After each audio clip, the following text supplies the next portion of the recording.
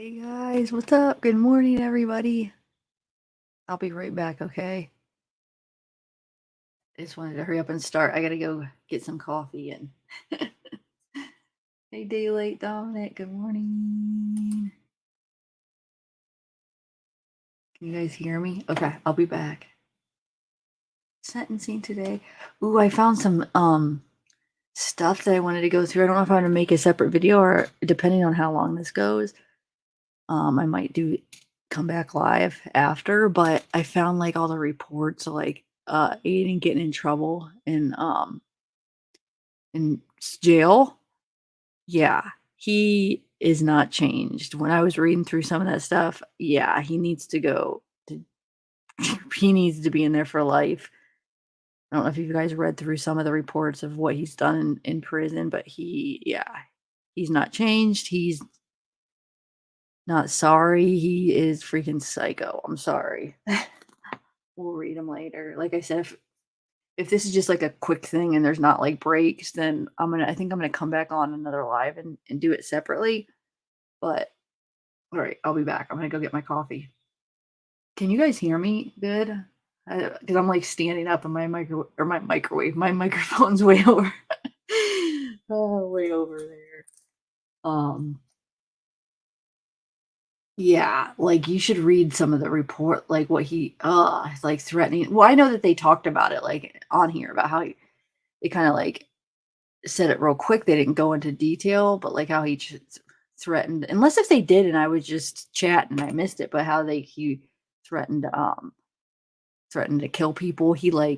There's like reports that like he has all this commissary in his room that he didn't get because he was threatening people and scaring people, and they were basically he was extorting the stuff from him by threatening them and scaring him, and they were giving him the stuff, which is crazy because he's 16. These are all adults he's in there with. Like, how is he like intimidating them? And he's threatening to kill them and stuff. Yeah, he is freaking crazy. So, I mean, I know they did talk about it, but I don't think they read through like all the detailed reports. At least not that I remember. I know I missed some stuff when I was at my brother's and it was live, but I don't remember them going through it.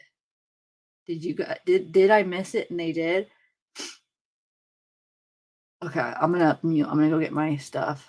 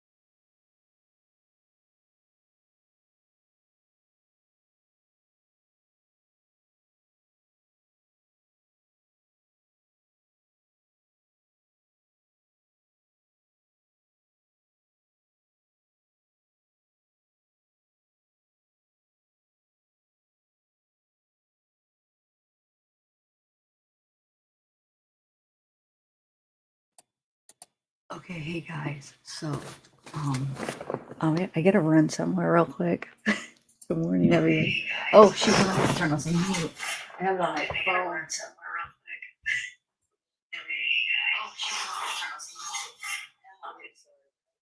I have it on my phone. It's so annoying, I forget. Okay, so I'll be back. I just have to run somewhere real quick. I'm trying to be quiet because I know it gets loud. Even that was loud. Like I'm talking soft and that came like did you hear how loud it was on my phone? St. John's County Circuit Court's now in session. The Honorable Judge Smith presiding. You can all be seated. Thank you. Oh, it's starting. Okay. Didn't have the volume in. All right, I'll be back, guys. All right. Good morning. We have a couple of matters on the case Why on the aren't they calendar this showing the morning that we video? need to address prior to moving into our sentencing hearing on Mr. Fucci's case. Mr. Newman, are you ready on Mr. Benefield's case? All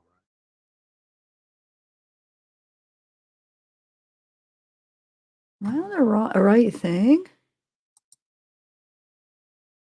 Yeah, Aiden Fucci. What are they talking about, guys?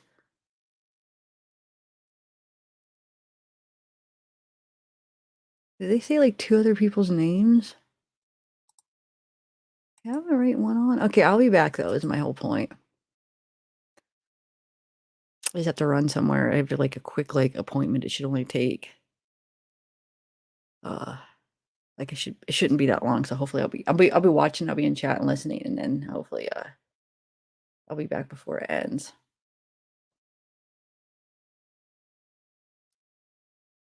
Yeah, I don't know why there's no video. I just checked, I'm on the right one.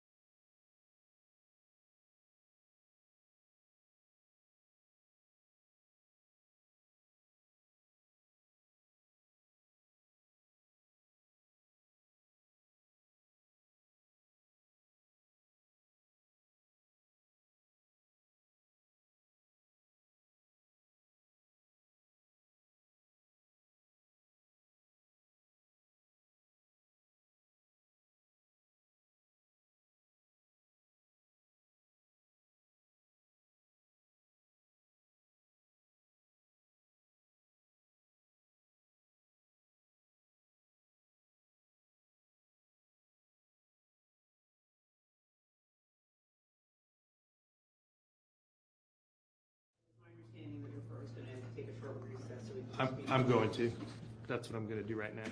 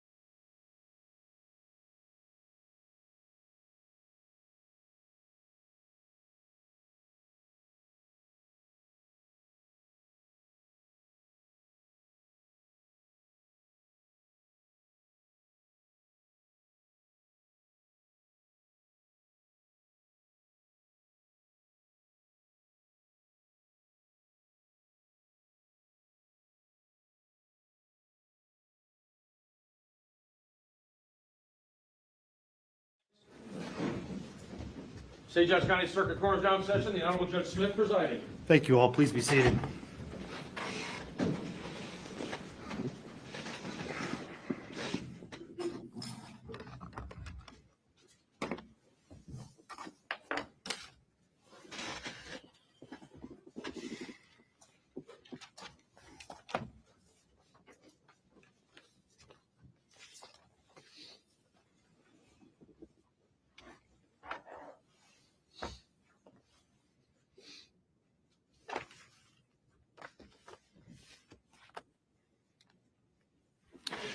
All right, let's go on the record in case 21 CF 825, State of Florida versus Aiden Fucci. Who do I have appearing on behalf of the State of Florida?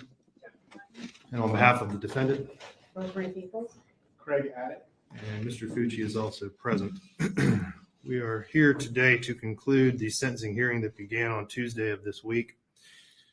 Before I get started, are there any matters that we need to address at this time from the state? Anything else from the defense? No, sir. I did receive some filings as of yesterday. I did review all of those filings.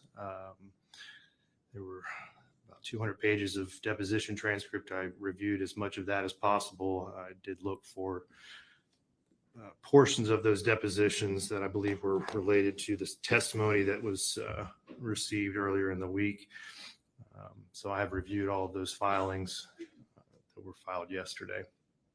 Before we begin, there is, I think, one matter that I need to address, and that is Ms. Peoples. As far as the determination, I think that has to be made a factual finding as to whether or not your client actually killed Tristan Bailey. That is typically a finding that would be made by a jury. However, because there was not a jury trial, factual finding could not be made by the jury. And I just want to make sure that there's a stipulation and agreement that the court can make that factual finding based upon the testimony and evidence that was presented during the sentencing hearing. Is that all correct? That the court is relying on the evidence that's presented in the sentencing hearing. And For that yes, factual finding. for the court to make the factual finding. You're waiving your right to have a jury make that factual finding. Yes, by entering the plea, Your Honor. All right. Based on the evidence that was presented during the sentencing hearing, as well as the defendant's plea to the charge of premeditated first-degree murder, the court does find that Aiden Fucci killed Tristan Bailey, which now makes the range of possible sentences for Mr. Fucci a minimum of 40 years in prison up to life in prison.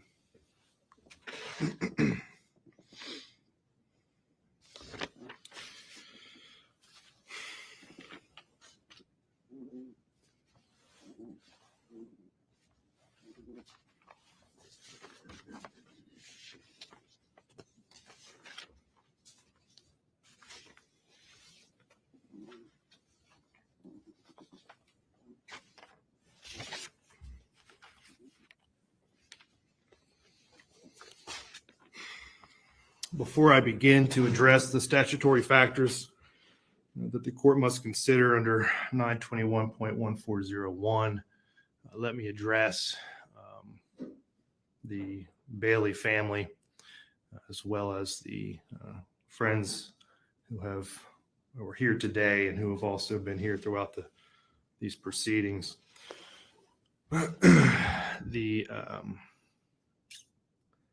The loss in which you have clearly suffered is unimaginable. The court was certainly moved by the words and the victim impact statements that were presented earlier this week. I have been through these types of proceedings numerous times. Sometimes family members hope or expect that whatever the sentence is, that somehow or another that's going to heal or provide closure. And I just want to warn you that it's not how it works. No matter what sentence this court imposes today, it cannot heal you. I cannot bring her back. I cannot provide a closure to this. It may close a chapter of this, but it will not close this for you. You still have a lot of healing to do. And I certainly am not going to take the place of any of your counselors or therapists. But my advice to you is simply this. Understand that the healing process takes time, and you have to move through the stages, and you have to allow each other to move through the stages at your own pace. Comfort each other, but understand that some of you may reach different phases of this healing process sooner than others.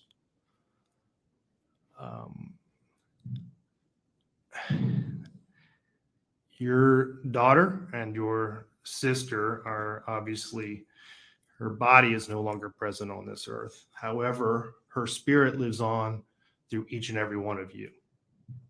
From what this court can tell, she was quite a energetic, happy child. Some of you testified to the fact that when you learned of her death, that part of you died as well. What I would suggest is that you fill that void with her spirit and her life that certainly lives on through each and every one of you. Allow Bailey Sunday Fun Days to return to your home. Allow laughter to return to your home, because in depriving yourselves of that, frankly, you're continuing, it would continue to victimize Tristan, because that's not what she would want. She would want that happiness and the laughter to return, and the joking between her siblings. That's what she would truly want.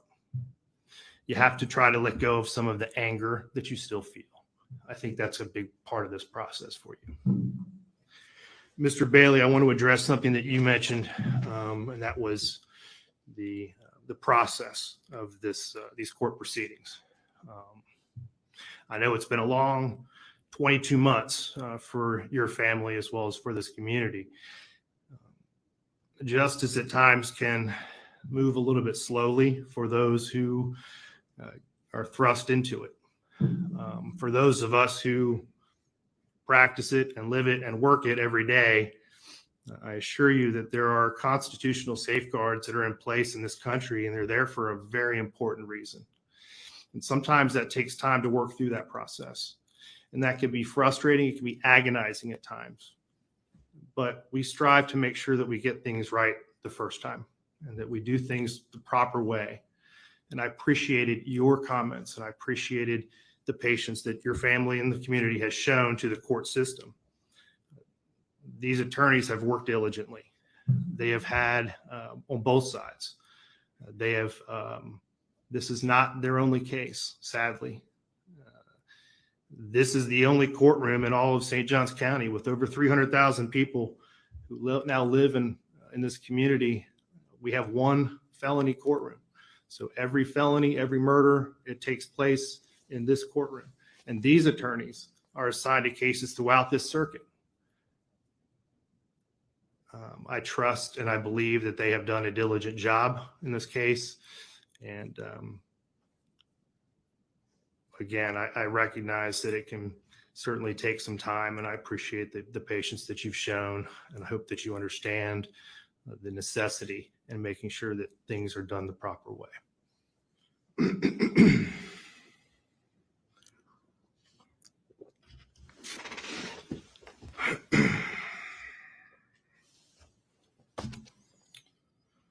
Pursuant to section 921.1401, the court, in determining whether a life imprisonment or a term of years equal to life imprisonment is an appropriate sentence, the court must consider the following factors. A, the nature and circumstances of the offense committed by the defendant. B, the effect of the crime on the victim's family and on the community. C, the defendant's age, maturity, intellectual capacity, and mental and emotional health at the time of the offense. D, the defendant's background, including his or her family, home, community, environment. E, the effect, if any, of immaturity, impetuosity, or failure to appreciate the risks and consequences on the defendant's participation in the offense. F, the extent of the defendant's participation in the offense. G, the effect, if any, of familial pressure or peer pressure on the defendant's actions. H, the nature and extent of the defendant's prior criminal history. I, the effect, if any, of characteristics attributable to the defendant's youth on the defendant's judgment. And J, the possibility of rehabilitating the defendant. I have considered all of the evidence that has been presented for the during this week. The testimony that was presented, the victim impact statements, the evidence that was submitted, the filings, and I have analyzed each and every one of those factors as well as any other factors that may be relevant to these proceedings in order to determine an appropriate sentence for this case. The statute requires the court to make specific findings on the record, which is what I will now do.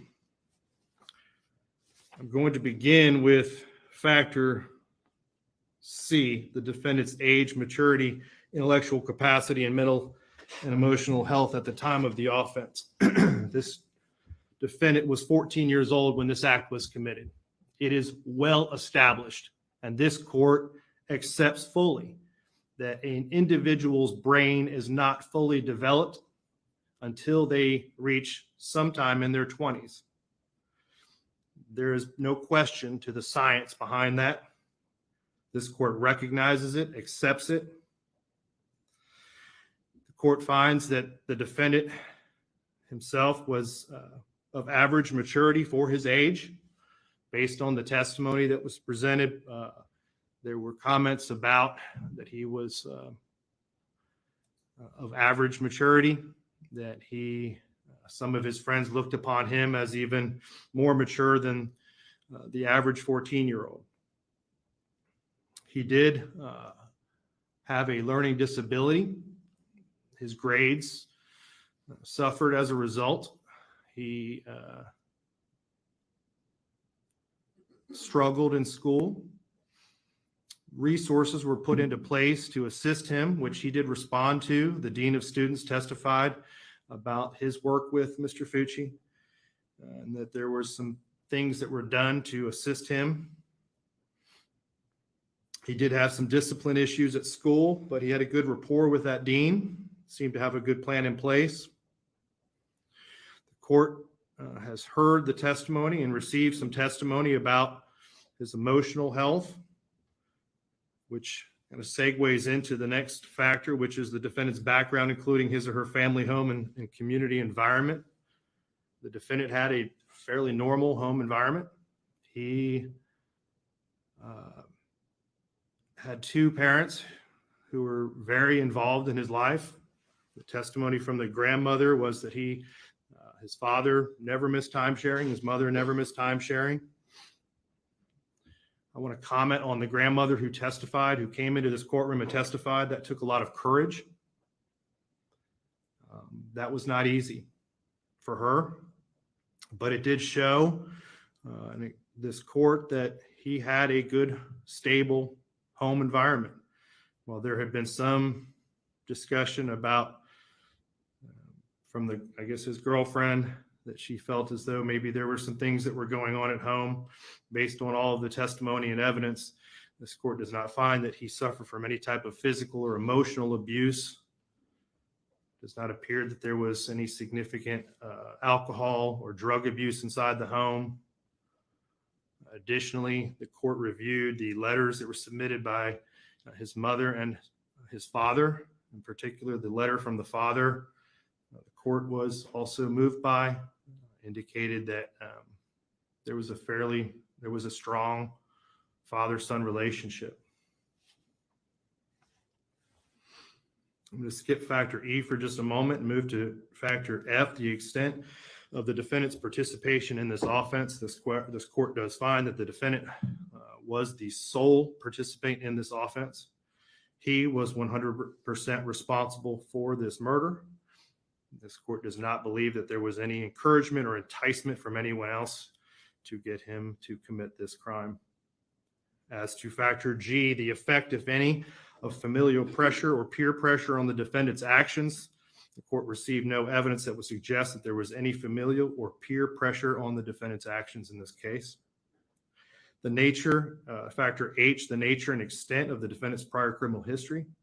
This defendant has no prior criminal history. The court did receive, and there had been some discussion about whether or not the court could consider any prior or post-bad acts.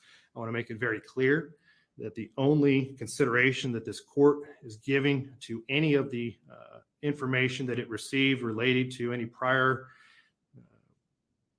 acts in school or fights or any of the statements or acts that occurred after his arrest while he was incarcerated were received and considered solely for the purpose of analyzing the factors in this statute. It in no way, shape, or form does this court has this court considered those matters in order to enhance his sentence. It is simply to apply them and apply those issues to these particular factors. The effect, if any, of characteristics attributable to the defendant's youth on the defendant's judgment. I've already considered his youth. I don't find that there were any other characteristics of his youth that really played a part in this crime. J, the possibility of rehabilitating the defendant. I would say that the defendant has shown some ability to modify his behavior that was shown in school through the dean of students. However, as Dr. Pritchard noted, this crime is extraordinary. His behavior was so unusual compared to individuals his age that there is a poor prognosis for rehabilitation.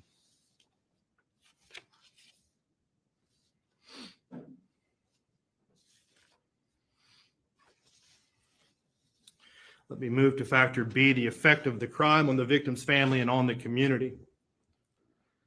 The effect of this crime that is had on the victim's family and on the community is significant. There is no greater loss than the loss of one's own child. The nature and circumstances of her death have caused an even greater trauma on her loved ones. Her siblings, parents, and extended family members all provided compelling victim impact statements relating their personal struggles with coping with her death. It has caused them deep and emotional and mental health problems. They are no longer able to function as the family they once were. It has also had a tremendous impact and effect on this community. This court has reviewed all of the letters that were submitted by her friends, teachers, coaches, and others. Approximately 150 letters were received. I have read all of them, and all of them strike a similar chord. This was a devastating crime. It was devastating to the children of this community. It materially changed an entire community. Some of the letters indicated and discussed children who were teenage children who could not sleep in their beds alone and had to sleep in between their parents for fear of what happened in this case. One of the letters I read mentioned the exhaustion of any mental health resources. The supply was in such need that the need was so great that the supply of mental health resources, there was an insufficient number of counselors. Individuals had to wait weeks or even months before they could get in to see a grief counselor.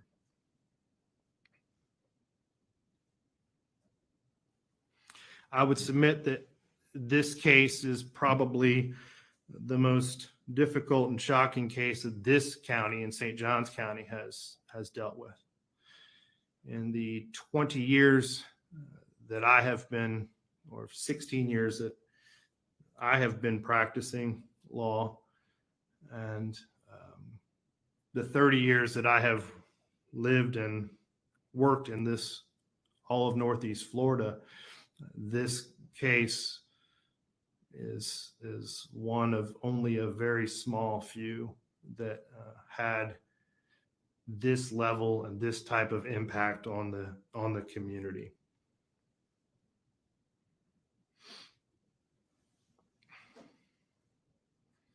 This court gives this factor great weight.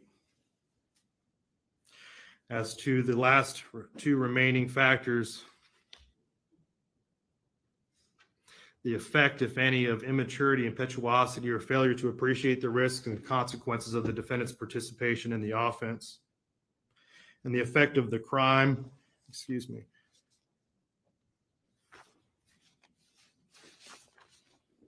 and the nature and circumstances of the offense committed by the defendant. These factors are somewhat combined.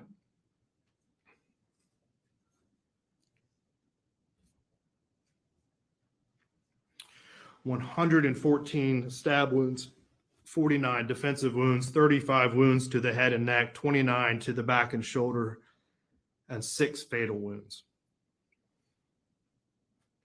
This court has reviewed and seen more than its fair share of autopsy photos. The autopsy photos in this particular case were particularly difficult. The 49 defensive wounds indicate that Tristan Bailey was conscious, that she was aware, and that she was doing everything she could to fend off this attack. She suffered a painful, horrifying death from someone that she trusted. Her screams were most likely stifled by her own suffocating lungs. He lured her into a secluded place in the woods near his home, a person that she trusted, and he led her there under false pretenses. There was a heightened level of premeditation in this case. Based on the prior statements that he made to his girlfriend and his friend, he indicated that he was going to kill someone. At which point he determined that it was going to be Tristan Bailey, I don't know. But there was going to be a victim. He indicated that how he was going to do it, that he would take them into a wooded place, that he would stab them, he would kill them and then run away so that he could keep on killing. He told his best friend that he wanted to kill someone to see what it felt like, and he wanted to watch them bleed out.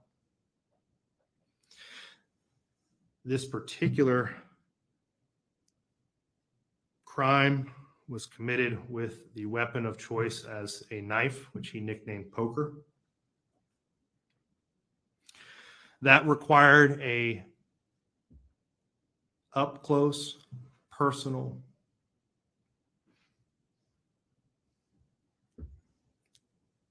type of murder that is rare. It's unique.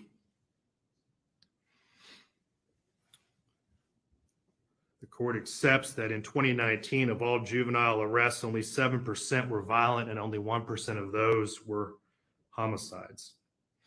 This crime is clearly an outlier, and it was shocking, and it is shocking to the conscious.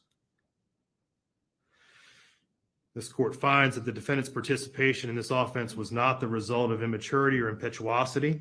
He understood the risks and consequences of his actions. He previously told his girlfriend that he was going to do this. That clearly shows that he had been planning it. He attempted to cover it up by disposing of the murder weapon and throwing it into a lake. He then attempted to conceal evidence by hiding his shoes and shirt and jeans, taking a shower, stealthily entering his home, and then the actions immediately after, with the Snapchat videos in the back of the police car and the story that he made up about pushing her and her hitting her head, which was clearly refuted by the video evidence in this case. All of that shows, and this court finds, that this was not an immature or an impetuous type of crime.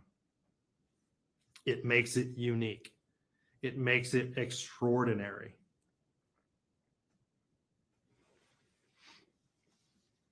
What is also very troubling is that this crime had no motive. This was not done out of greed. It was not done in retaliation, retribution, or revenge. It was not a crime of passion. It was not a crime that was committed because he felt rejected by her. It was not done in a fit of uncontrollable anger. There was no reason. There was no purpose. It was done for no other reason than to satisfy this defendant's internal desire to feel what it was like to kill someone. It was committed in a cold, calculated, and premeditated manner without any pretense for moral or legal justification, and it was heinous, atrocious, and cruel. This factor and this factor alone makes this case and this defendant more than just unique. It is for this reason and all of the reasons previously stated that leads this court to the conclusion that there is only one appropriate sentence in this case. Mr. Fucci, if you and your attorneys would please rise. Counsel, is there any legal reason why this court cannot impose sentence at this time? No, sir. Mr. Fucci, having entered a plea of guilty to the crime of first-degree murder, I adjudicate you guilty of the premeditated first-degree murder of Tristan Bailey. I sentence you to life in prison. Because of your age, you are eligible for review of the sentence in 25 years. I order the Department of Corrections to notify you when you are eligible to apply for your review hearing. Madam Clerk, if you will please impose the minimum fines and court costs. Mr. Fucci, you have 30 days to appeal the legality of this court's sentence. If you wish to appeal but cannot afford an attorney, one will be appointed for you. You will be taken back to the Duval County Jail and then transported into the Florida State Prison System. We are adjourned.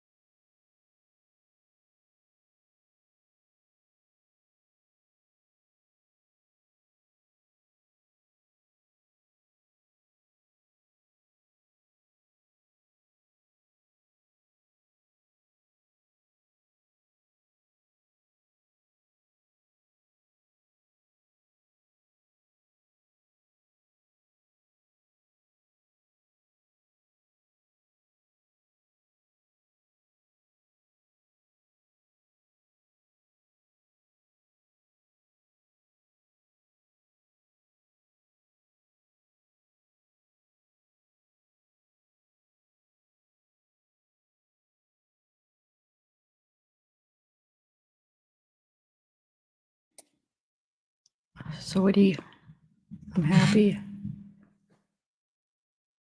Wonder what, is he already back? I kind of wanted to see his reaction to, he probably doesn't have, I feel like he probably likes it where he's at, bossing everybody. Now that I've seen what he's doing in prison or in jail.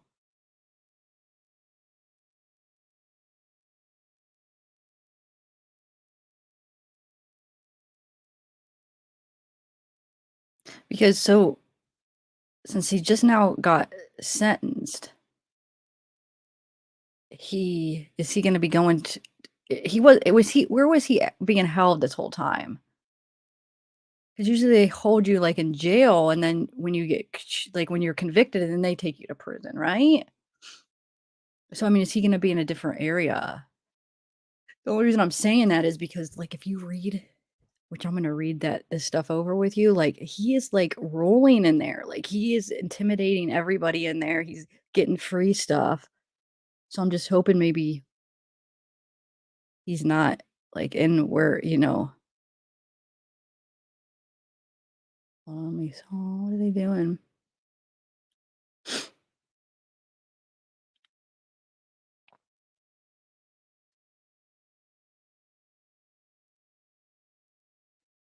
I'm just hoping he's gonna be going somewhere different, like, when he actually gets into prison, like, he won't be able to do that. But I don't know if they had him there the whole time. Usually don't they usually have you in, like, a jail like, they hold you in jail until you get your sentence, right? Isn't that how it usually works, right? Um, so that's what I'm saying, I'm hoping, like, when he goes to the real deal, he won't be able to boss everybody around. Hold on one second, okay? Let me shut my door.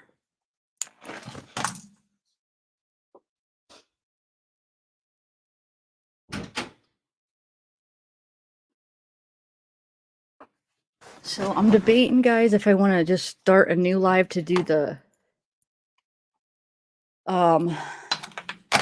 to read you those reports and stuff, and hold on, let me remove this. And so I wanted to read you the reports.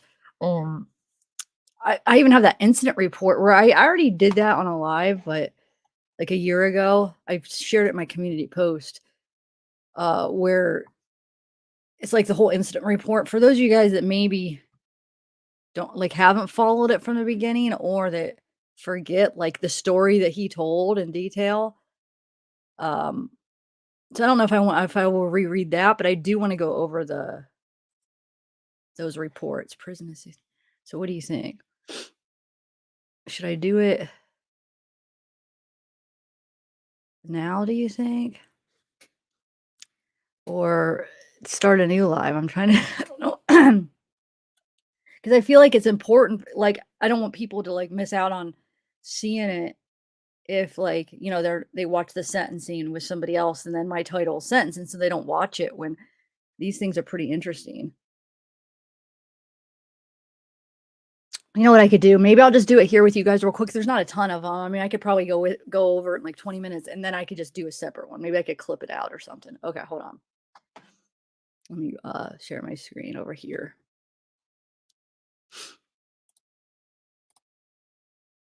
Alright.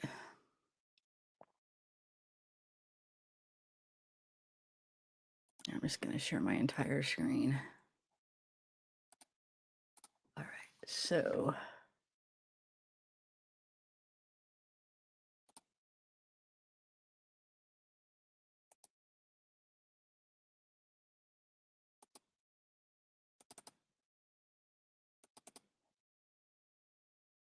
okay, one second, guys. Let me exit out of this.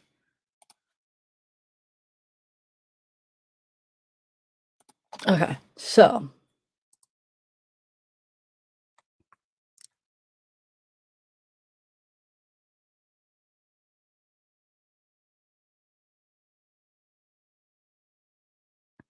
same live was different thumbnail on the second part. Yeah. Well, like I said, what I'm gonna do is I am gonna if you guys see me upload this again separately, you know, don't be like, "Oh, we already saw that," because I'm gonna do it separately. I'm gonna do it twice. I'll do it here, and then maybe it depends on how it goes. If it goes pretty smooth, I'll just clip it out. If not, I'll just like do another pre-recorded. Because for the people that probably maybe are watching the sentencing with somebody else that maybe would want to see this. Okay. So this part I was having trouble reading like the written in stuff right here, but let's see if I could do it. See if I could make it out. So the other stuff's typed, so we'll be able to read that at least. So Aiden Fucci, page 101 on yeah, I don't think I'm gonna be able to read this. On the above date and time, while conducting shakedown in GI cell B1, inmate Fucci was found to have something of approximation of 40 to 50 or 60 books in his cell. During the shakedown, an incident occurred, and inmate Fucci was placed into in a safety restraint chair. While being placed into the safety restraint chair, inmate Fucci said, y'all something F. Well, you see the word, right? I don't want to say that word. Niggas. Okay. But the other ones are typed. But okay, so that's that. And it says inmate had no comment. All right, so now we have incident. So date 10/28/2021. So that's the date, the time reported. The date of the incident was 10/28/2021 to Thursday 10/28. So around what 10:22 a.m. till like 1:10 is the time they're giving. Okay. So it's a let's see, health services.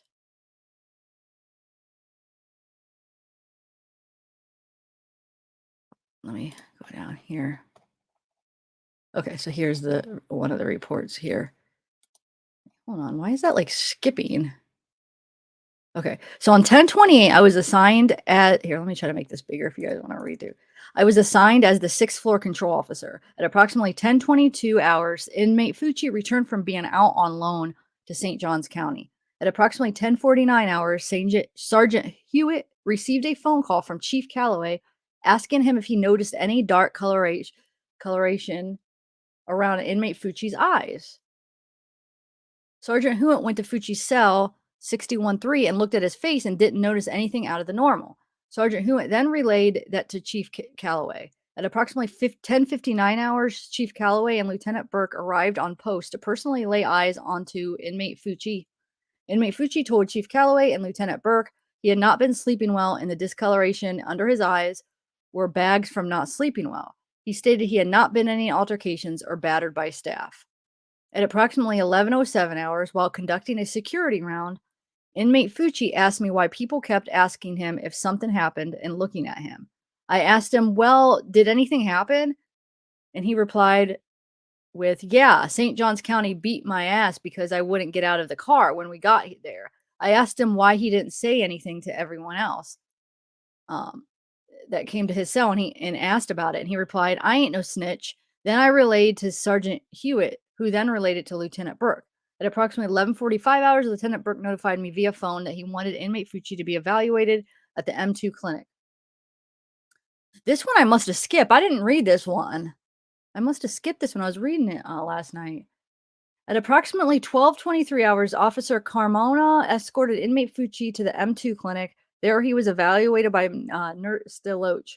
Nurse DeLoach asked inmate Fucci, did you take any blows while at St. Johns County? And he replied, no one touched me. I'm not sleeping well. At approximately 13:10 hours, Nurse DeLoach deemed Fucci fit to return to his housing location and stated he did not have any visible marks on him. Officer Carmona escorted him back to be assigned to housing. I wonder really what happened there because I don't see them just beating him up. He was probably having some kind of attitude of being a jerk, or I wonder if he got in an altercation with somebody else. I don't know. I missed that when I was reading it last night. Anyway, I didn't even like remark on the sentence. Sorry. What do you guys think about the sentence? I'm happy about it. I just jumped right into this. I am happy about the life sentence. So yeah, he gets reviewed in 25 years. So if he really is like rehabilitated, then they'll go from there, right? I kind of wish they would have showed his face though, like when they were reading it. I wish they did it like all the other trials, like with the Murdoch and like the Johnny Depp, where they had like multiple cameras, where they could have showed like the judge reading it. They could have showed Bailey's family and like Aiden's reaction. Like, I bet he's just sitting there. Like, for some reason, once we read the rest of these reports, tell me he's not loving it in there. I don't think he's that upset. I mean, this is his life now. I think he's gonna do really well in there. Unfortunately, he's gonna like be boss name. If he's already 16, having this much control, can you imagine? Like, he's gonna be the leader of in there. Like, he's gonna really run things, and he's gonna like it. He's not even gonna want to get out. I don't think. All right, so which sucks because you want him to be suffering, but I don't think he is. I really don't. All right, so let's go to some of the other ones. So he's 16. So this is so this next one is where's the date? Hold on. These are what these pages are skipping for some reason. Like when I scroll down, it's like jumping. Okay, so this is 12/25/2021. So at this time it said he was 16. Well, wait, that can't be right. Hold on.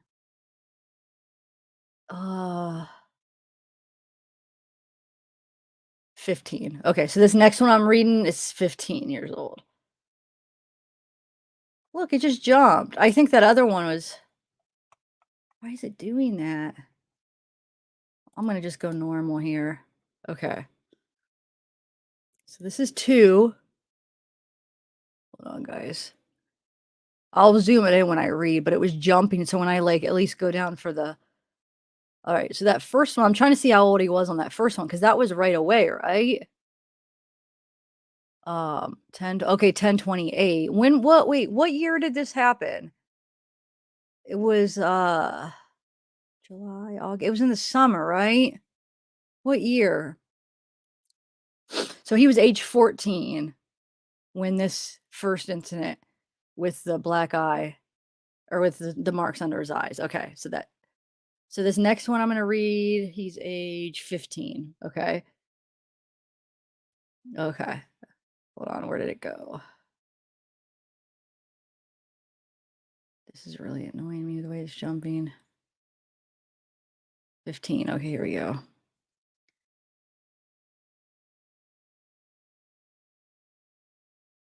Here we go. Okay.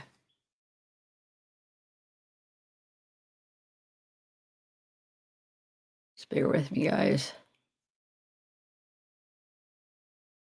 Callaway, that's the 14 one. This one is 15, but it doesn't look like the one on 12/25. He's 15. Subject 1, Aiden Fucci. Subject 2. Oh, that's why it was confusing me. So the other subject, so he has to be in some juvenile thing. Okay. Yes, that makes me happy. Wait till you freaking get in prison with the adults. You're not going to be running no shit. Like, okay, so look, the guy that he is attacking is 16. So, okay, yeah.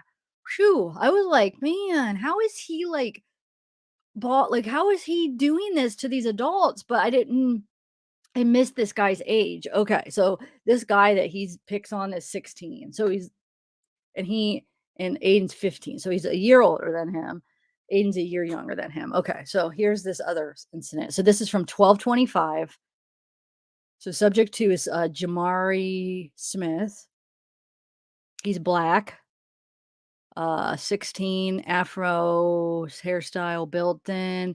Because I'm just going to compare like their body, like to see if he's bigger. Okay, so he's 5'8", 140 pounds, this Smith guy. So 5'8", 140. Let's see what Aiden was at the time. So Aiden was 5'11", so he's taller, 179. Yeah, so he's picking on smaller kids. Yeah, he's definitely bigger than this guy. So Aiden's at 15 years old, Aiden was 5'11", 179 pounds. And this is when this incident with Jamari happened, at least the first incident. Jamari's 5'8", 140 pounds.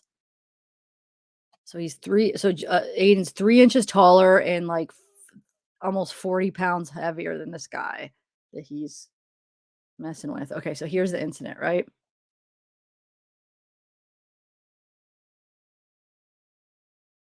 All right, let me. So on 12/25/21, I was assigned to a 6 East 1B juvenile officer. I guess I should have saw that juvenile officer. At approximately 13:04, I observed Fucci strike inmate Smith in cell number 5, at which point I drew my conducted energy weapon taser from my duty issued holster and painted the green and red dots of the taser on inmate Smith and warned him to get on the ground and place his hands behind his back or he would be tased. Inmate Smith continued to repeatedly strike inmate Fucci and refused to obey my verbal commands. But what I don't understand is he's saying he observed Aiden strike freaking this Smith guy, right? So why is he asking Smith to get on the ground? Shouldn't he be like getting because okay, so Aiden strikes him first. Jamari hits him back and is hitting him back, and then that's when the officer comes and is like, okay, so get on the ground, Smith. So he continued to repeatedly strike inmate. But you'll see Fucci's been picking on this guy, right? He's threatening to kill people and everything. Anyway, he refused to obey my verbal commands. I deployed my taser for a 1 5-second cycle, striking inmate Smith in the left elbow, and then the second probe missed in between inmate Smith's legs, striking the bunk behind him. The neuromuscular incapacitation was not achieved, but pain compliance took effect, and inmate Smith followed all verbal commands to lay down on the bunk and placed his hands behind his back. I ordered inmate Fucci to lay on the ground and place his hands behind his back, to which he complied.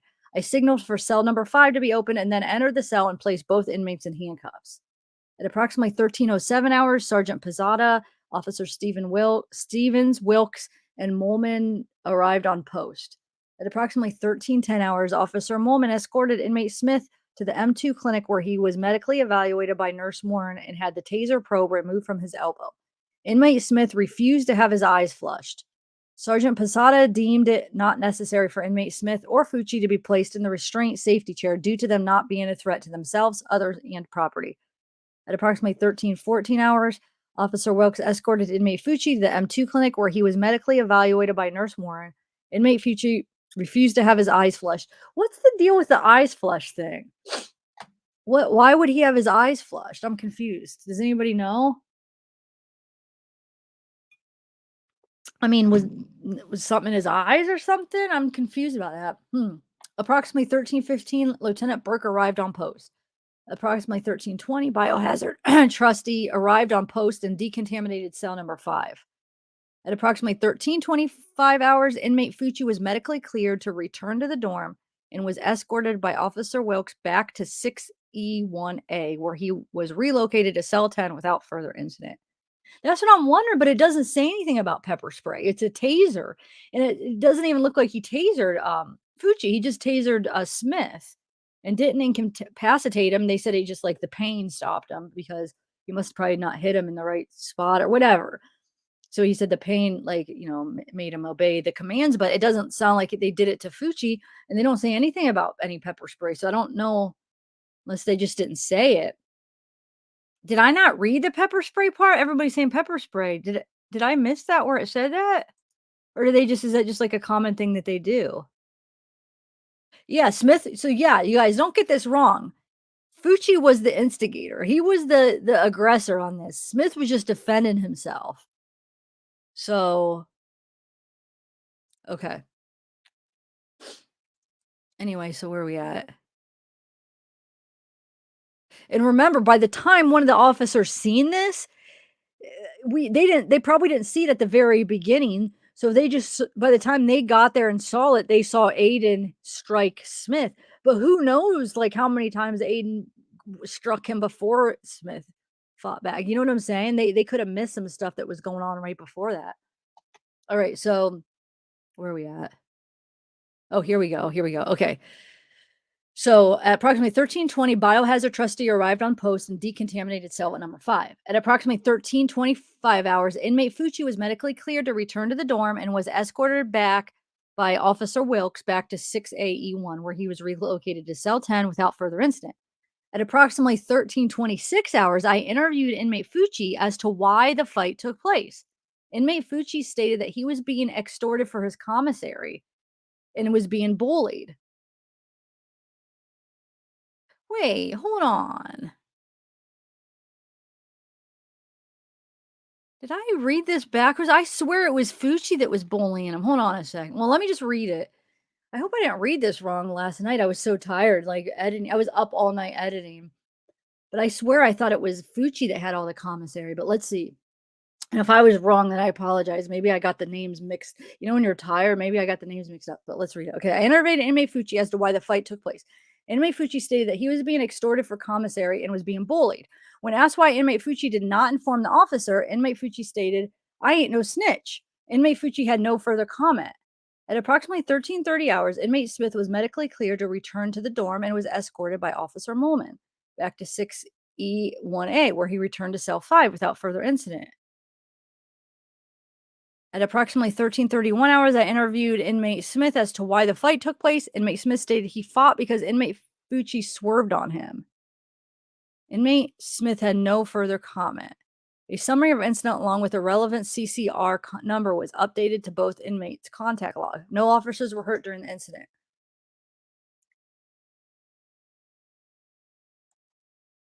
I know I couldn't have, I know I read like that he was threatening to kill these people though. So I know I didn't read that wrong.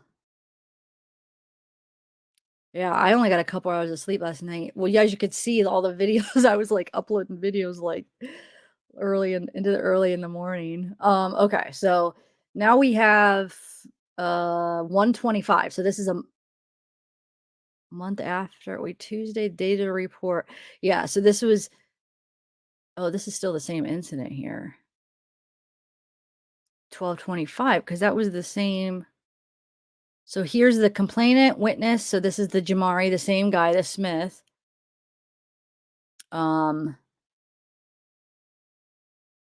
Witness complainant. Here's another guy. So here's another one. Okay. So Darius Decembre, he's another complainant. He's 17, so he's actually older. Well, actually, this Smith is older than Fucci too. He's a year older. This guy's 2 years older than Fucci at the time. Because remember, Fucci was 15 at this time. And then subject one, Aiden, is 15. But where does it give his? It doesn't say like his like how tall and his weight for some reason. I wanted to see if he was a littler guy than Fucci too. If Fucci's just picking on smaller kids. All right. So on 125, while assigned to the Johnny Good pretrial detention facility as the dual certified officer, I was contacted by administration to speak to December Darius, who is housed with inmate Fucci, Aiden, regarding threats he has been making against his life.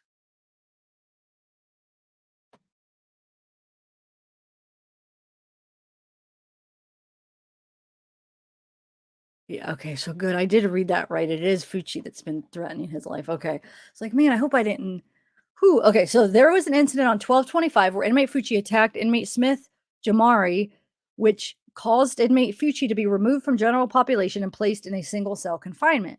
Since the incident, inmate Fucci has been relentless in his threats against inmate Smith's life and also inmate Decembre's. There was an incident that occurred previously when inmate Decembre and Fucci were housed in the same cell. Inmate Decembre can provide details of that incident. I pulled inmate Decembre out of the housing to speak with him on 125/2022. Inmate Decembre stated Fucci been saying he gonna stab me up when he gets back to GP. He been telling everyone in the dorm that when he get out, he gonna find my people and stab them and take pictures. He go around saying I'm not gonna say that word because I don't know, but can you guys read that?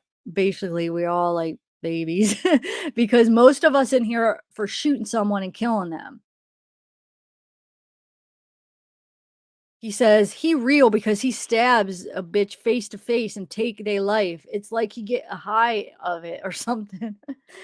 Oh, I have to read it how it's written, right? Further investigation had shown that Fucci made several threats against other inmates and staff members, stating he would stab them.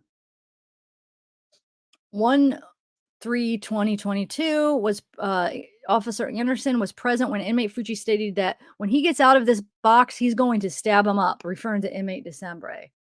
On 120, inmate Fucci was found to be extorting. Okay, I did read it right. Thank you. It's like, God, I must have missed the first couple pages, but yeah, he was the one extorting some commissary. So it says inmate Fucci was found to be extorting commissary from inmate Jackson Lorenzo by using fear. They were not housed together, but Fucci was able to manipulate and extort inmates by threat and intimidation. Inmate Fucci did not have a commissary receipt to explain the abundance of commissary in his cell. So look at this. He's the one extorting these kids' commissary, but do you remember what he told the the officer in that last incident that they were extorting? Well, why did you strike him? Because they were extorting commissary from me. So he's freaking lying. They probably weren't. I believe these guys. He's probably the liar, right? And from the evidence, he has all this commissary in his room and no receipts. So he's freaking lying, trying to blame them for doing what he's doing to them. What a freaking piece of crap. Anyway, yeah, so he didn't have a receipt. He's got all this commissary, no receipts, no receipt. So he's got this abundance of commissary in his cell. The victims provided receipts, and by reviewing blank, blank, blank, like it's just like has the number, it was verified whom the commissary items rightfully belong to.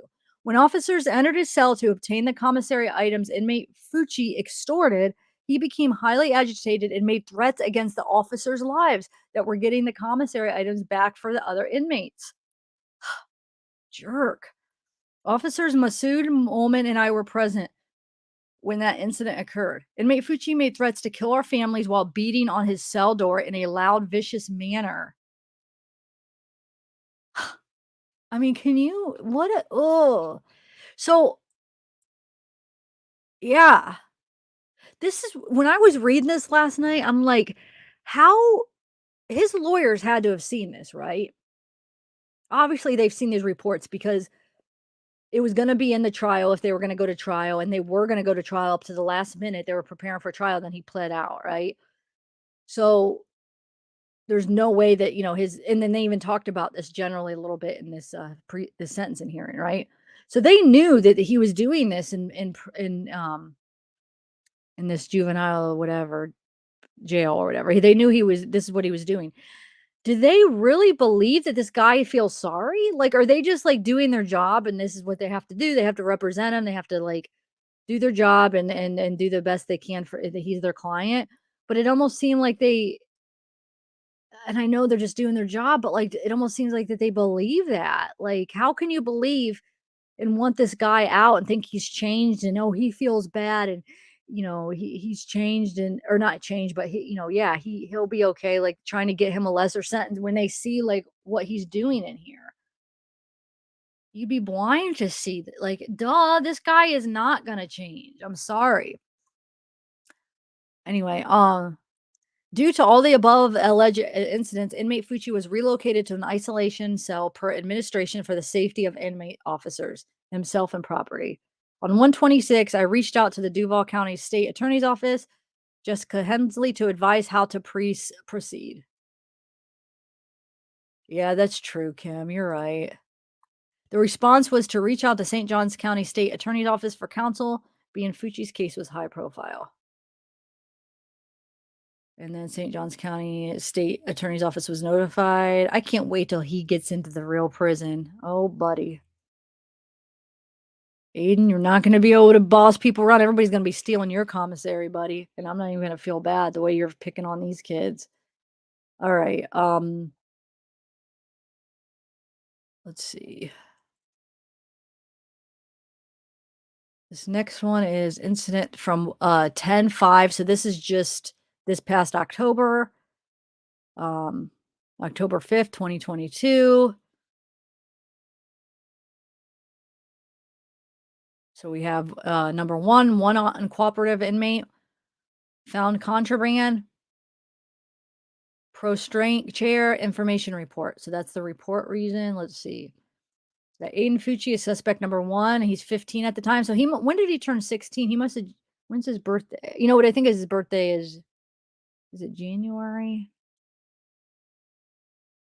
Date of birth. Oh, it's 11. So he would have, the next month he would have turned 6. So he was almost 16 because this was in October. Okay. So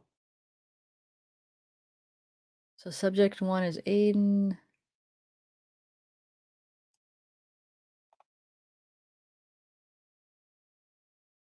Here we go. So on October 5th, 2022, while working as the 6th floor control officer at approximately 15:39 hours, myself and Sergeant K. Clarito were conducting shakedown on 6-1 Cell 1.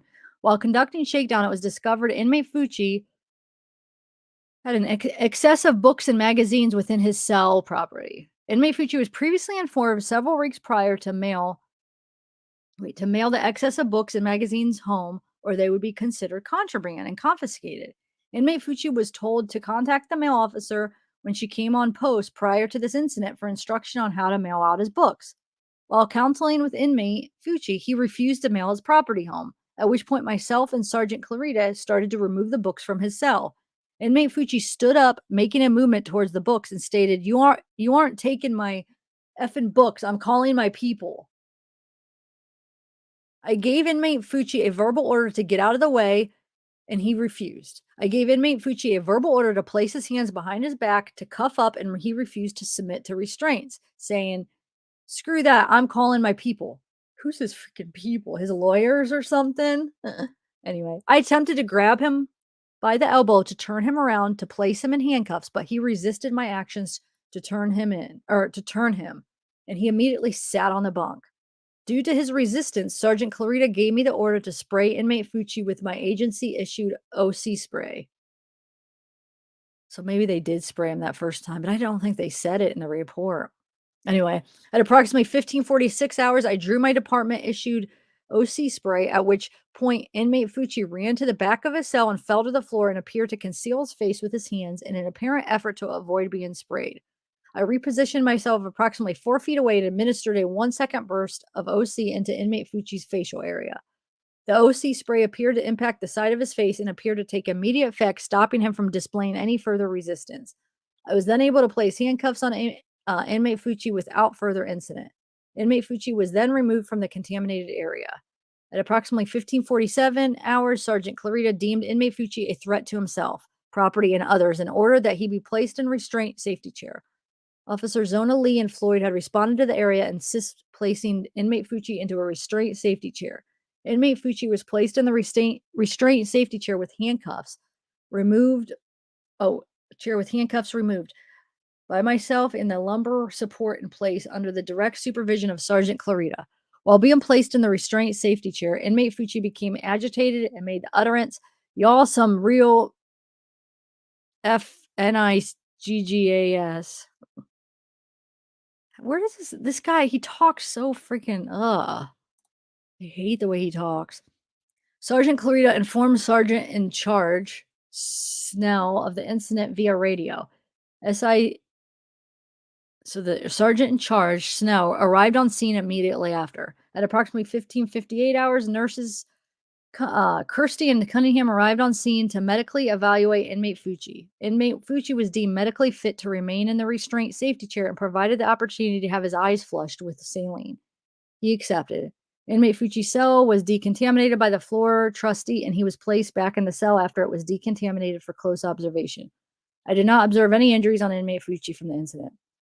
At 1906, Bravo Watch Sergeant Nelson deemed inmate Fucci no longer a threat to self, property, and others, and that he be removed from the restraint safety chair. Officer Brown, Sergeant Weber removed inmate Fucci from the restraint safety chair under the direct supervision of Sergeant Nelson. Nurse Washington arrived on scene and medically evaluated Fucci, deemed him medically fit to return to his location.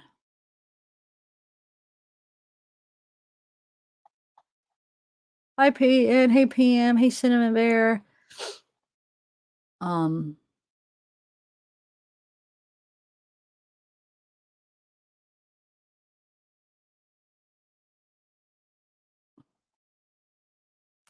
Here's another one, but it doesn't look like this is explain. But it looks like there's like a theft, right? Hold on. For 4824? Or no, never mind. Where does it say? Oh, no, that says not available. Wait, what is this last one? I don't think it's the same. Let's see. Is it the same one? Oh, I guess it is the same one. Oh, yeah. Okay, never mind.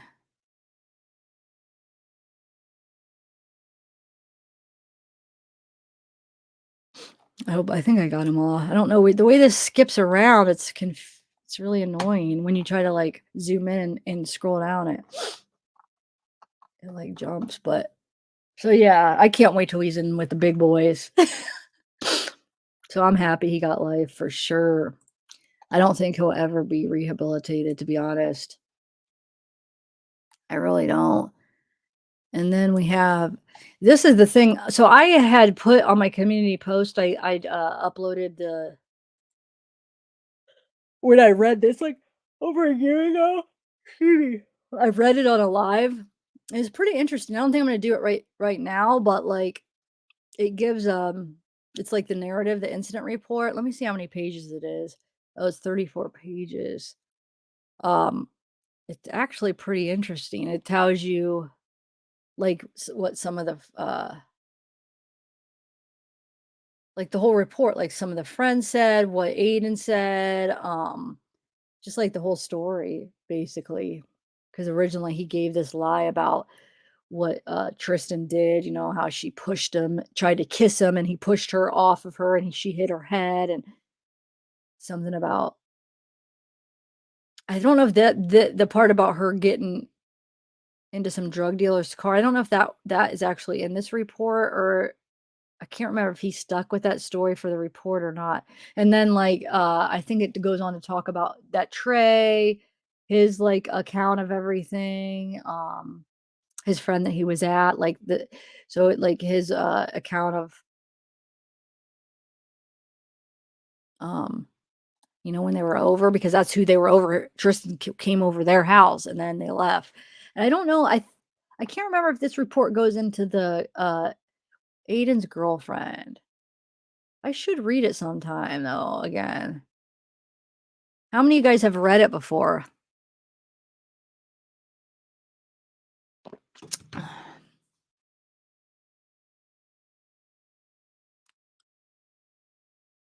Or I guess I could just I did like I said, I put it on my community post when I read it a little over a year ago.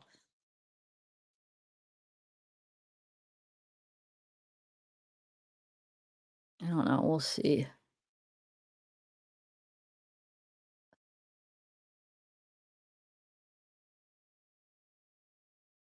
It talks about, yeah, when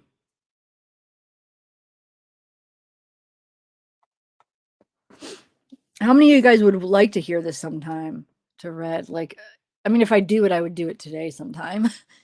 um, Probably. Here, let me actually show you. Hold on a second. That one thing I was going to show you the other day, yesterday. Hold on one second.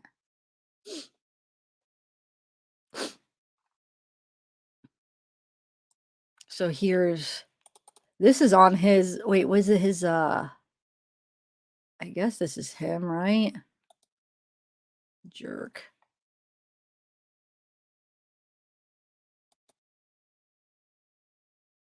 I don't know. Is that his sibling? I don't even know what his siblings look like. That's him and his mom. Here's somebody posted this. I don't know if it was recently, but it was in one of the groups. It says, well, I knew Aiden, but the Aiden Fucci I knew was someone completely different. I was classmates with him during 6th grade. Aiden seemed to be your normal problematic kid, but he seemed to hold himself out of trouble. Sometimes he was taken out of control and led him into trouble. I had a few conversations with him, mostly school related, but I always kept myself out of trouble or having to do with problematic kids. So I didn't get to meet Aiden that well. I'm absolutely caught off guard when I found out he was the one held guilty for the murder of Tristan. Out of all of the problematic kids in the school, Aiden was one of them. I did not expect him to get to such a point, and that's saying a lot. Many kids from the school really seem to not care as long as they get what they want. Aiden appeared to have some drastic change. I feel like some of these kids don't have the support to be good members of society. Aiden had a lot of values which were severely harmed by his current actions. All I can say that is that I'm extremely sorry for Tristan's family. Rest in peace, Tristan. Hope you fly high and find peace. But here was that. You can't really make it out though. Whatever he was writing. This, I don't even know. I wasn't even going to show this, but somebody posted this, and I don't even know if it's real. Somebody posted this in Twitter saying that that was Tristan's shirt. I don't know. But now that I'm reading that incident report, it said she was wearing a white shirt, I thought. So I don't know. If somebody did that as a joke, that's pretty sick.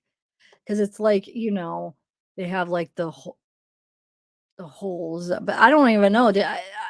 It's on like if you just like search it, like comes up as one of the top posts, but I don't know, it might be taken down by now. But let me read that incident report, because it doesn't sound like she was wearing a black shirt though. So that might just be. Then here's some of the drawings. That's one of the drawings.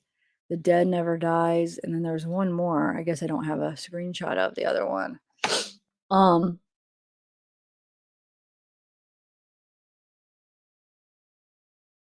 Well, yeah, the hoodie, but then I'm sure she had something on underneath. You know what I'm saying? So I think it said, let me look at that report real quick. I think it said, oh, that's not, hold on. Hold on one second. That's the wrong one. Here's the report. Okay. Well, let me see. Where did I just was reading it? Because yeah, she had a hoodie, but whatever she had underneath. is what I was talking about. Where does it say? That's right, because they talked about that hoodie she had on. Shoot, it was just on the page I thought that I was reading. That's why it made me think of that. Oh well, I'll have to find it.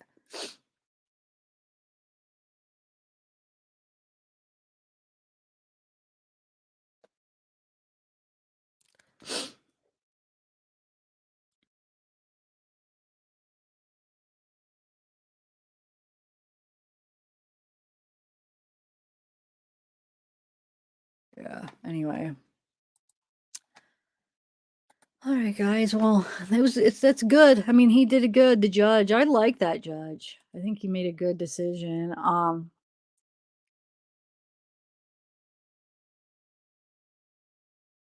Yeah, I don't know if it was. I just saw it and I was like, "Is that?" And then, but the thing is if it's not, then why are I think it was Twitter. Like, why are they keeping it up? Like, it's like when you type, I think if you just type in Aiden Fucci, it's like the second post that comes up. So that's why I'm confused. Like, it's not like I went searching for her shirt. I was looking just like I was just looking on Twitter, and that was like the second main post. And so I was like, I just screenshot it because I'm like, is this real? Then I went to go under the comments under the post, and there's only like one comment, which is weird. Like being one of the top posts, there's only one comment, and it said, take this off or something like you're sick for posting this. But that was the only comment. And then I see like I went on the page of the person that uploaded it, and they have like a bunch of it's this girl named, I don't know who it is. It's Evelyn. The person that posted this name was Evelyn. I remember that. But then I went on her Twitter, and it just this Evelyn has basically like different posts of, like her main profile picture is, it looks like to me from Columbine, like the Eric. It looks like it's like the one of Eric where I think he has a gun. You know how like they have the footage, so it's like a real picture of him. Um, but anyway, so Twitter could take because they've taken some of that person's post down. So I'm wondering if that's fake, and like why wouldn't they have either way, wonder why they didn't take that down, you know? I don't know. I mean, I guess there's a chance it really could be real, but how would that so then I went searching because I'm like, it wasn't in the evidence. It wasn't in the sentencing. Like, where did this person get a picture of her shirt if it's true? If this how would some random person get a picture of her shirt? So I went to search to see is it like the picture out there? Like, is it a thing that's like out there that people have? I couldn't find it anywhere else. So that's why I'm like, I think it's fake. I don't know. But I just don't understand why Twitter didn't take it down then by now. Because it's got a lot of views and like shares and stuff. So I don't know if it's fake, even if it's not. Anyway, I'll have to read through that incident report. I swear I just read it. I thought it said she said a white shirt. I know it was like a white or what color hoodie was she wearing? They said, didn't we just I swear it said white cheer shirt, but maybe that was they were talking about the hoodie. Where is it at? Okay.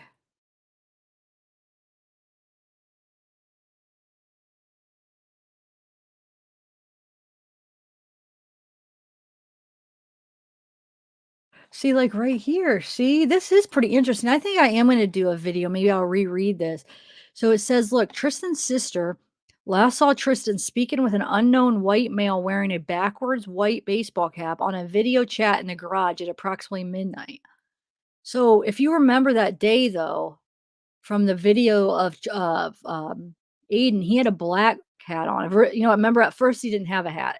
And then when he left his girlfriend's house, so at first he's like skateboarding, he had his black hoodie over his shoulder. Remember when he's skateboarding with Sophie and they go to Sophie's house? He's got like his black hoodie over his shoulder. And then when he leaves her house, it's darker, it's getting dark. He has the hoodie on, but then he has a black hat on. So wonder who she's talking to with the white hat. That maybe that was Trey, because remember they FaceTimed each other. Tristan FaceTimed Aiden and probably Trey before she went over, because they talked about that in the sentence that they actually like he created basically added her number, created a contact of Tristan that night. and then FaceTimed her. They FaceTimed each other. So I'm just wondering who that was. It was probably Trey, maybe. Unless if she was just mistaken and it was a black hat.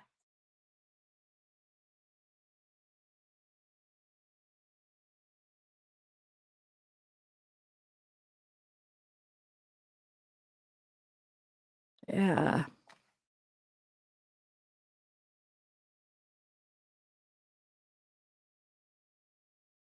Who's back? Hiccups. Ha!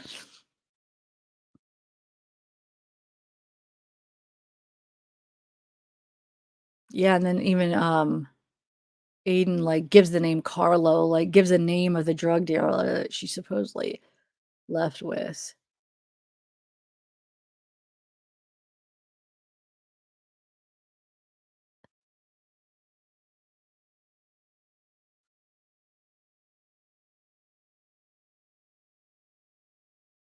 Well, let me see. Here we go.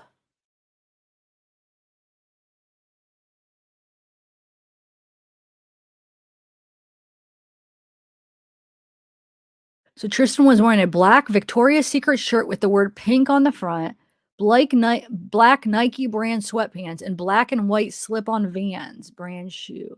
So, but are they talking about as far as the Victoria's Secret shirt? Is that the hoodie though? Or because wasn't she wearing a hoodie? So if she was wearing, like, what was she wearing on top of the shirt then? Or are they just describing like what she looked like? So they're just seeing the hoodies.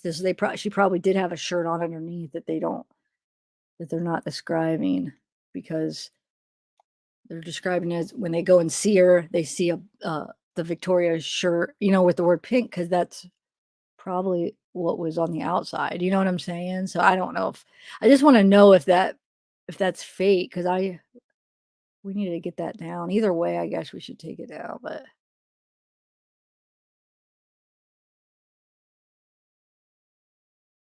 Detective, oh, look, conducted an audio recorded interview with Katrina Fox via phone. Katarina Fox. Katarina advised there was a video circulating on social media regarding a subject named Trey, encouraging a female named Lola to sneak out on the night of May 8th, 2021.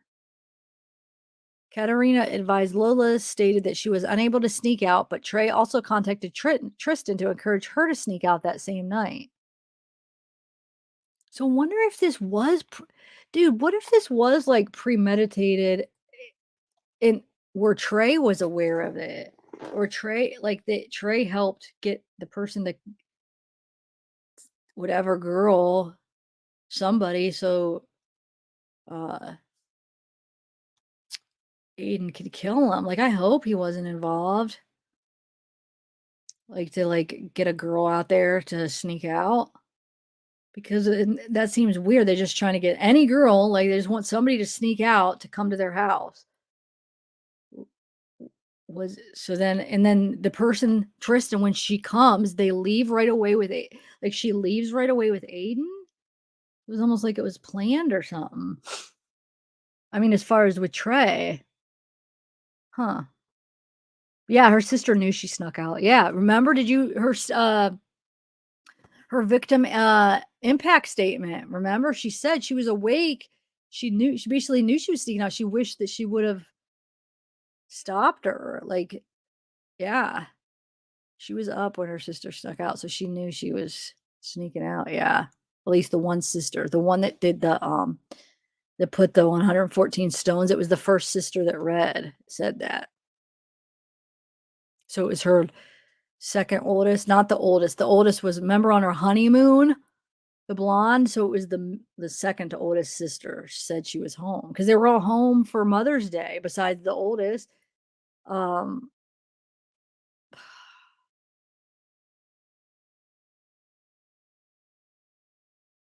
No, upside down. She snuck out. Her parents didn't even know. It's not, yeah, no, she snuck out. She was already home. She snuck out that night. You can't help it. I mean, kids sneak out. Me and my sister snuck out of the house before. You know what I'm saying? You sneak out. Tara did more than me, but we snuck out at that age before too. I mean, they're sleeping, they Can't blame the parents at all. You know?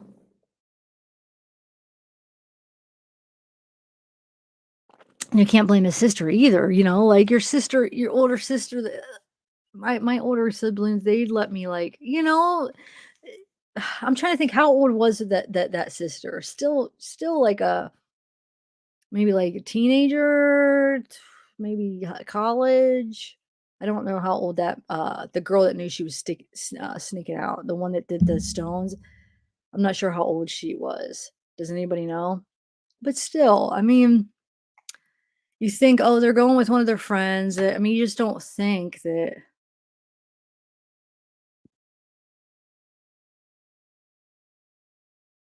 Yeah, I think he did. The more that I think about it, I do think it was premeditated. Now that I think, like, after I heard, the judge, it just something clicked when the judge was uh, talking today, where he was like that he did plan, like that Aiden did plan it ahead, it like at least to the point where they were trying to get somebody out there. It didn't matter probably who it was. He just wanted somebody out there to take over there.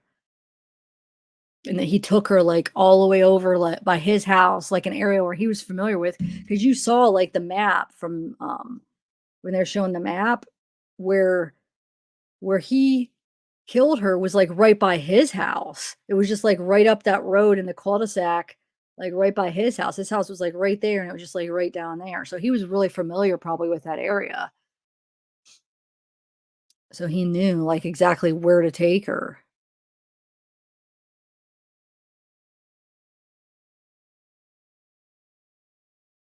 Yeah, he got life. All right, guys. I think I'm gonna call it a day. Or not a whole day, but I might.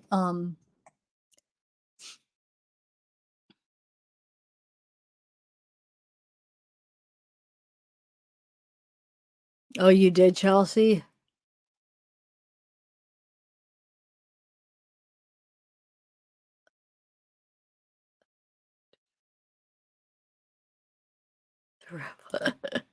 I was bad.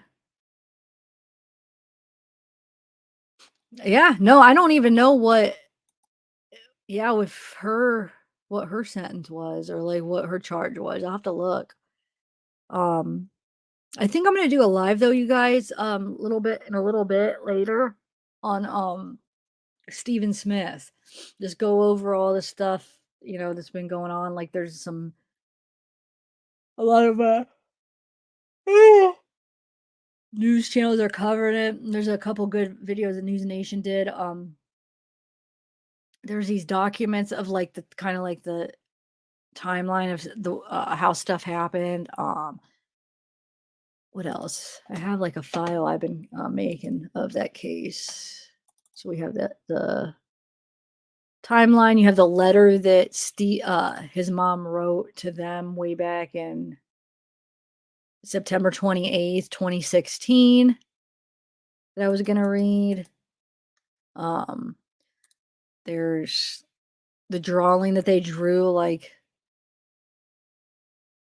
a couple pictures. So I was gonna do a live on that here in a little bit. If you guys wanna come back, I don't know. I'm debating whether if I wanna hurry up and do a pre-recorded of this Aiden stuff and then do a live or not. I don't know. But just look out, because I am gonna probably definitely do a live. Um, yes, exactly. Exactly, Savannah. It's all innocent. You think you're gonna come home for sure.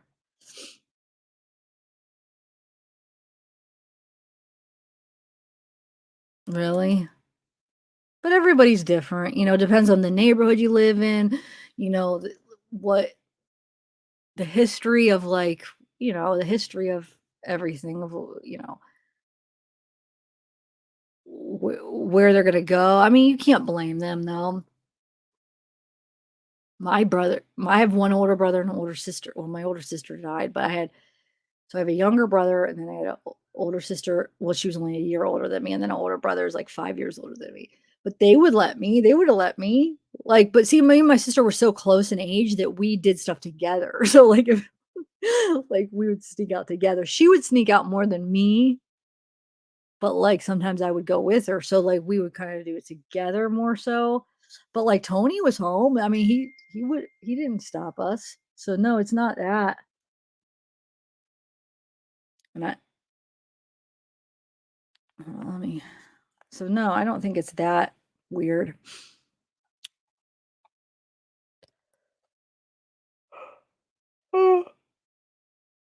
But everybody's different. So yeah, you probably did have ones that wouldn't. So there's some people that would never let their 13-year-old and some that would. It's just different.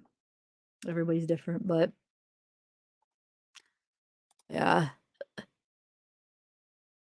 Your sister was a brat.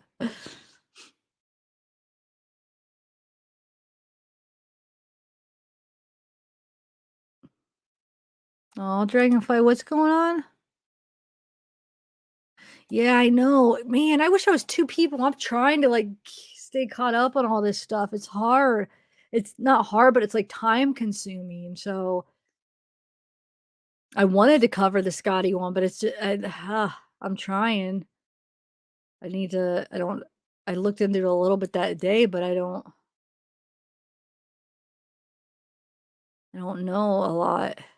I just know he had that shirt on that said like I'm a liar or something. Um, his parents made him wear, and there's some altercation that day, right?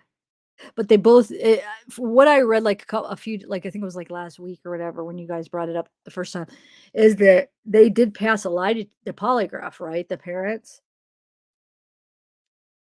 which I mean, that doesn't necessarily mean 100% that they're telling the truth, but I mean, usually it's somewhat accurate. Yeah, no, I do. Yeah. I'm just having trouble keeping up. All right, I'm gonna go, guys. I'm gonna make a couple probably pre-recorded, then I'm gonna do that live to Stephen Smith if you guys want to come, and then I'll try to have time to do this, Scotty. I know. I wish I could, Austin.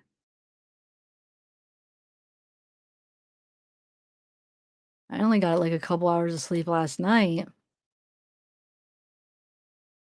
Trying to think when I uploaded my last, because I uploaded 1, 2, I think 3 videos. I did 2 regular, and then I did a short last night.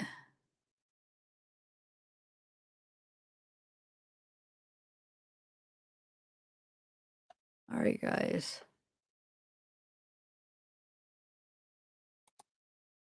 Yeah. Yeah. But I'm wondering, I mean, do you think that do you think he just ran away though? And then something happened? He looks old. How old is he?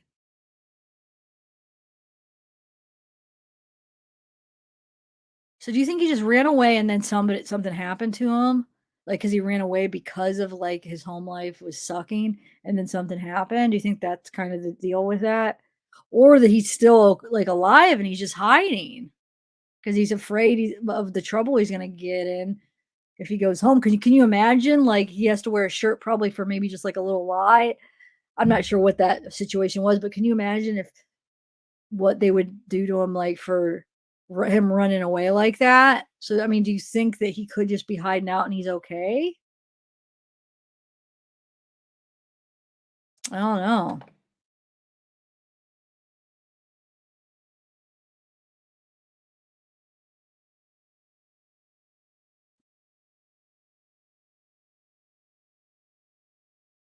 Yeah.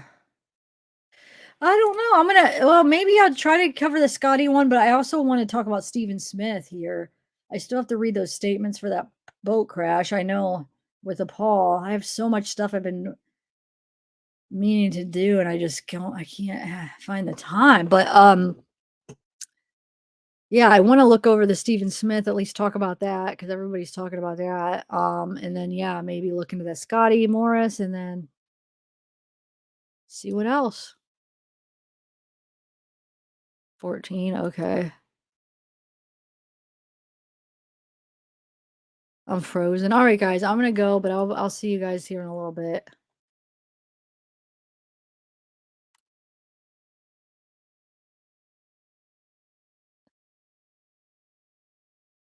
Well, is there anything else I should know about that? Like, okay, so is there any other new facts going on besides he's missing, he wore the shirt, maybe, there was some kind of a mental abuse at home, his parents passed the polygraph. Is there anything else, I should know?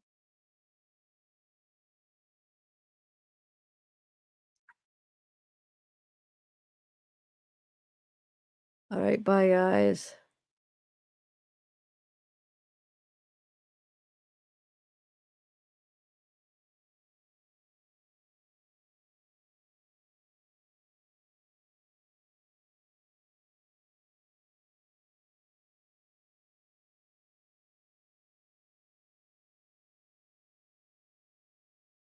Oh, hi, Bonnie.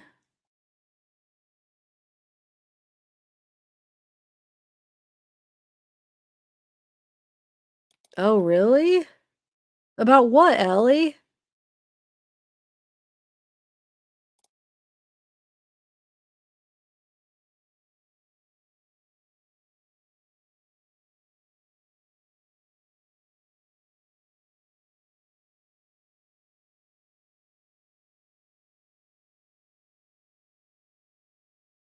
Yeah, maybe I'll try to look into it and do that today too. I don't know if I could find enough, like, where I have, that we could talk about it.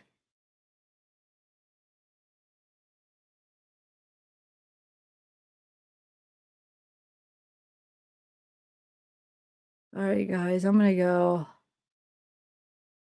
Bye, everybody.